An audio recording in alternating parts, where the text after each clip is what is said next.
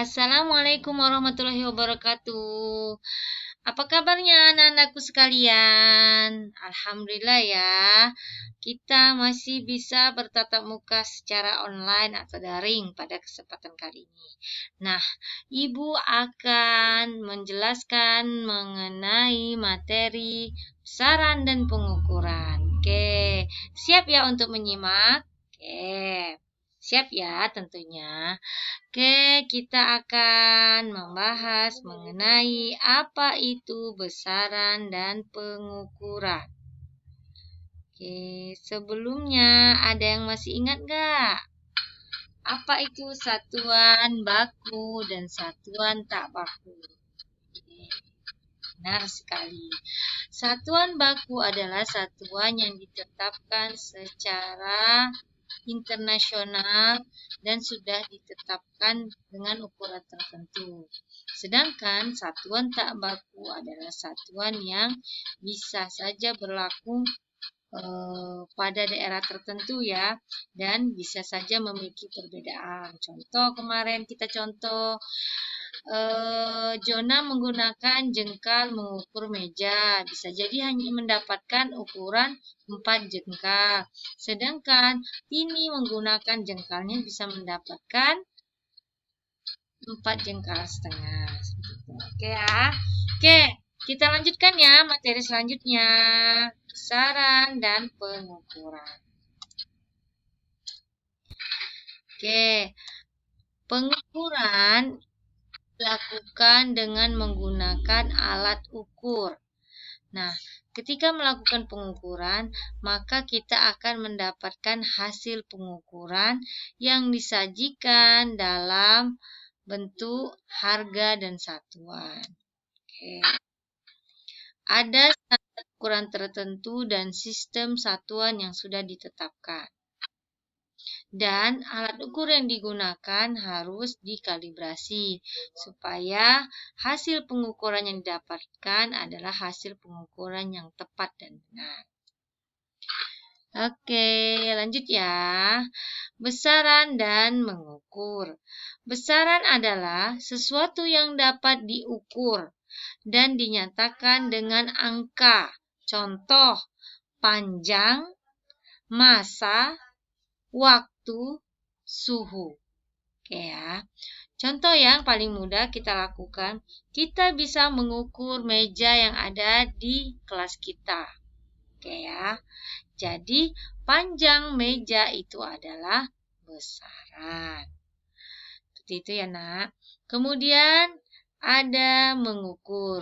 Mengukur adalah membandingkan sesuatu besaran dengan sesuatu yang lain yang sejenis yang ditetapkan sebagai satuan.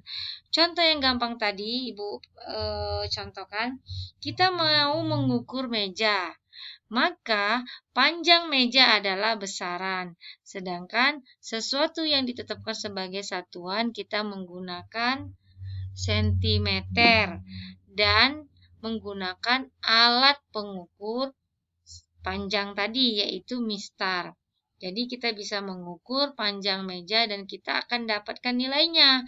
Contoh, panjang meja ternyata 100 cm. Artinya 100 itu adalah nilai dan cm itu adalah satu satuannya. Oke, satuan adalah ukuran dari suatu besaran yang ditetapkan sebagai satuan atau pembanding dalam mengukur.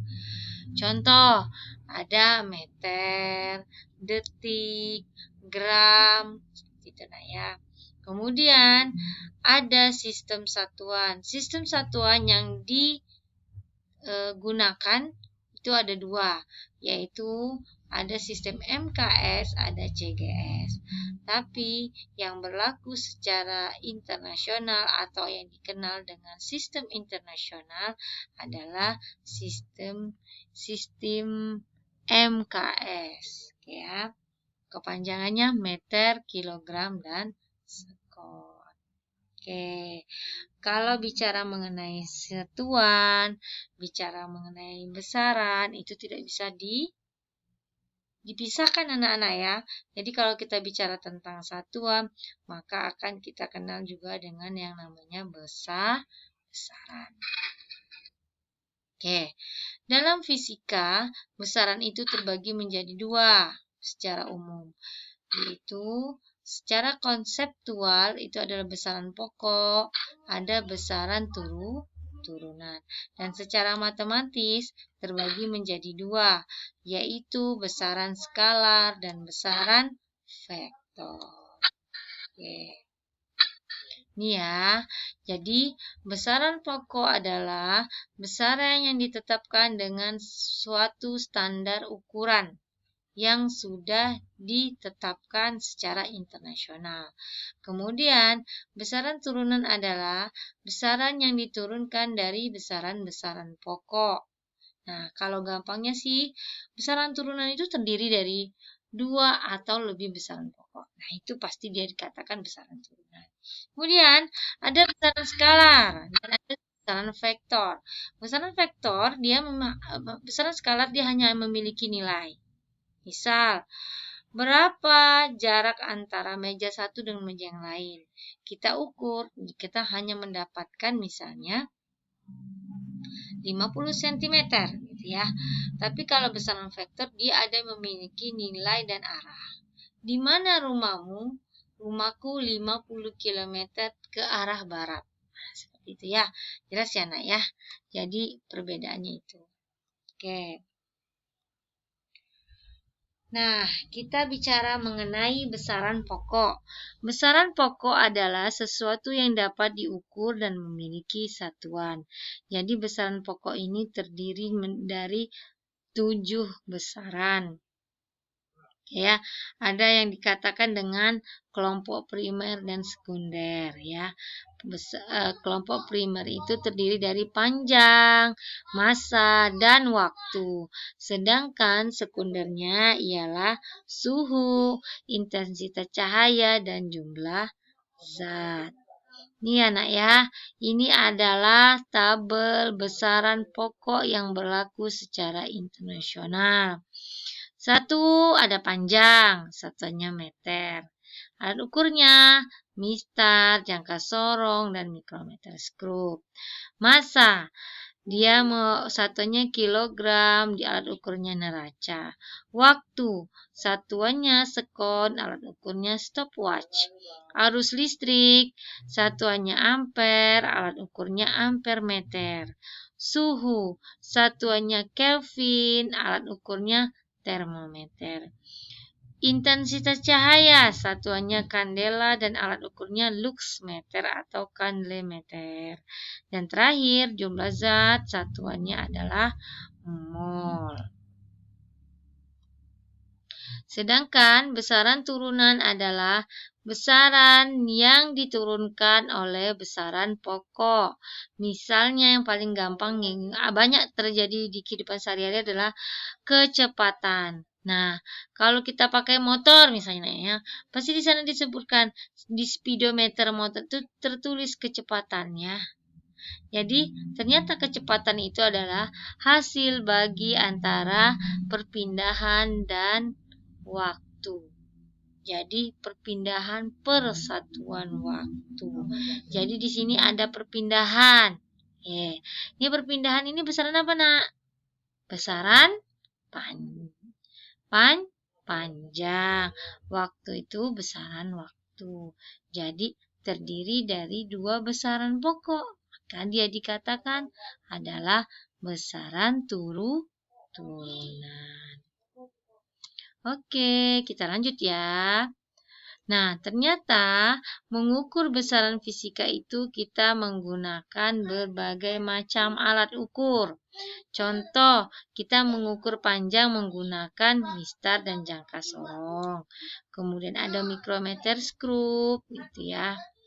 Oke, mengukur nih. Nah, kita lihat di sini ada gambarnya. Mengukur itu bisa kita lihat. Kita bisa menggunakan jengkal, atau kita bisa menggunakan penggaris, atau juga kita bisa menggunakan neraca atau timbangan. Oke ya. Nah, ini juga yang harus kita perhatikan. Cara kita membaca alat ukur. Jadi, mata kita harus tegak lurus, jangan miring kiri, miring kanan. Jadi, hasil pengukurannya nanti tidak akan benar. Gitu ya. Ini ya, Nak ya. Jadi, alat ukur panjang tadi memiliki beberapa jenis. Contoh mistar. Mistar itu memiliki ketelitian 1 mm atau 0,1 cm. Kemudian ada jangka sorong. Dia memiliki ketelitian 0,1 mm. Jadi lebih teliti lagi, Nak. Kemudian ada mikrometer skrup. Lebih teliti lagi dia 0,01 mm.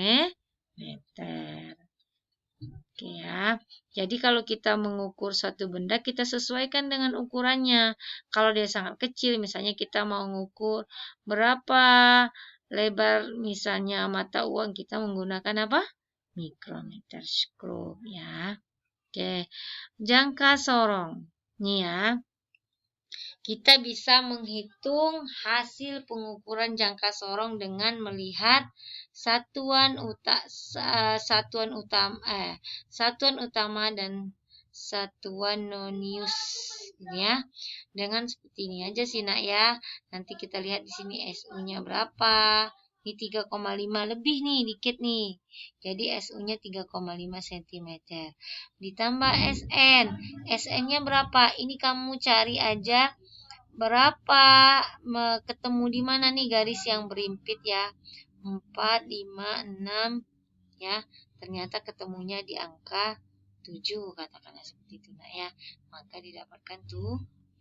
Nah, hasil pengukurannya tinggal ditambahkan aja gitu ya. 3,5 ditambah 7 dikali 0,01 yaitu 3,57. Kemudian kita melihat juga bagaimana cara mengukur mikrometer skrup. Nah, dia mempunyai skala utama. Skala utamanya kita hanya melihat di sini nih, Nak, di horizontalnya. SU-nya menunjukkan ini ada 0, setengah, 1, setengah. Berarti ini ya SU-nya 1,5 mm. SN-nya kamu lihat garis yang horizontal tadi ketemu dengan yang ini nih, yang rahang gerak ini ya. Lurusnya di mana? Ternyata ini ada angka 20, ini 21. Berarti SN-nya di 21. Tinggal kita tambahkan saja, kita konversi dengan ketelitiannya. Jadi 3,5 ditambah 21 dikali 0,01 mm. Maka didapat 1,71 mm. Mengukur massa. Kita bisa mengukur massa dengan menggunakan neraca atau timbangan. Oke, yang paling teliti adalah neraca 4 lengan ya, dan cukup gampang ya digunakan karena kita hanya menambahkan saja ada lengan belakang, tengah dan depan. Kita tinggal tambahkan saja hasil pengukurannya seperti ini. 220 ditambah 5,5 jadi 225,5. Alat ukur waktu. Alat ukur waktu ini yang paling teliti yaitu menggunakan stopwatch dengan ketelitian 0,001 sekon. Oke, pengukuran waktu. Nah, kalau dulu kan kita hanya menggunakan tongkat bayangan, jam air, mekanik, dan analogi. Tapi sekarang kita menggunakan alat ukur yang sudah disepakati dan berlaku sama. Oke, nah ya. Jadi apa sih definisinya? 1 detik. Nah, ini ya. Satuan 1 detik itu adalah ini. Sudah didefinisikan secara internasional. Kemudian panjang itu nih sudah dijelaskan ya. Jarak yang ditempuh cahaya dalam ruang hampa dalam 1/299792458 detik. Ya. 1 kg juga seperti itu. Jadi sudah ditentukan dan masanya sudah ada disimpan di BIPM di kota Sèvres, Paris, Prancis. Oke, untuk pertemuan kita sekian dulu ya. Kita berjumpa lagi. Assalamualaikum warahmatullahi wabarakatuh.